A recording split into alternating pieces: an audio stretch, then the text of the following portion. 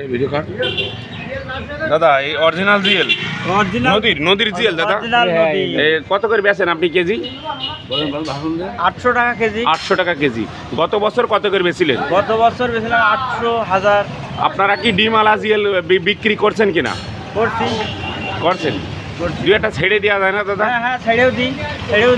এই যে এখন যে আপনার মাছের যে একটা মৌসুম, এখানে আপনার ট্যাংরা মাছ, পুঁটি মাছ, যে কোনো মাছ, প্রত্যেকটা মাছের কিন্তু এখন কিন্তু ডিমের সময়। তো এই সময় তো সরকার কর্তৃপক্ষ যারা মৎস্য অফিসার তারা কিন্তু মাছ ধরতে নিষেধ করছেন, সে বিষয়ে আপনারা যদি কিছু বলেন। মাছ ধরতে নিষেধ করছে, আমরা মাছ ধরিও মাঝে মধ্যে, হয়তো এই যে 1 মাস পরে আজকে ধরলাম, পড়লো তাই, তাছাড়া তেমন মাছ ধরা হয় না। আর আগের মতো তো সেরকম এখন মাছ নেই। দাদা, আপনার বাসাটা কোথায়? মহারাজপুর 7 নম্বর মহারাজপুর ইউনিয়ন, মহারাজপুরি বাড়ি। কি নাম আপনার? সনাতন।